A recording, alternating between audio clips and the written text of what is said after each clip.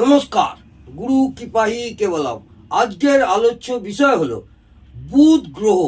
কোনো জাতক জাতিকা যদি বুধ গ্রহ খারাপ অবস্থায় থাকে, যেসব ছেলেমেয়েরা লেখাপড়াতে বাধাপ্রাপ্ত হচ্ছে, লেখাপড়া ভালো করে করছে না, বা যারা ব্যবসায়ী তাদের ব্যবসায় উন্নতি হচ্ছে না, এছাড়া একটু নার্ভের প্রবলেম, সেই সব জাতক জাতিকাদের বাচ্চার দেখবেন আপনাদের বুধ খারাপ অবস্থায় আছে কিনা, বা পাপ পীড়িত অবস্থায় আছে কিনা।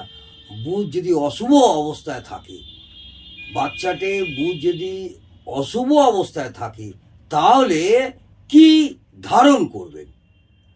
যদি জেমস স্টোন পড়ার ক্ষমতা থাকে, তাহলে একটা বাজিল পান্না ধারণ করবেন।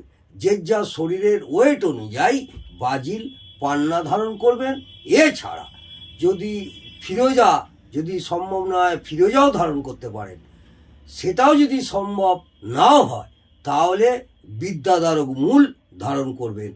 এবং সোনা ধারণ করলেও বুধের অনেকটাই অশুভতা কেটে যায়।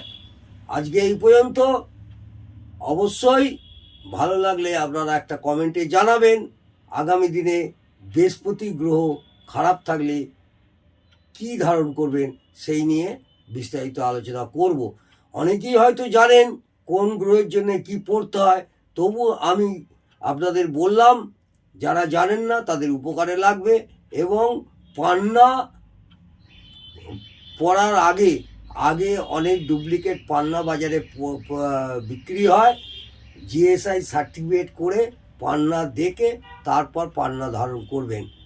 বাজিল পান্না অথবা জাম্বিয়া পান্না দেখে নিয়ে পান্না ধারণ করবেন। পান্না যদি সহজে না পড়তে পারেন, তাহলে মূল অবশ্যই পড়বেন। সপ্তাহ সপ্তাহ পাল্টাবেন। বুধবার দিনকে সবুজ সুতো দিয়ে, ছেলেরা হলে ডান হাতে আর মেয়েরা হলে বাম হাতে ধারণ করুন। আশা করব আপনাদের অনেকটাই উপকৃত পাবেন। নমস্কার, জয় মা তারা।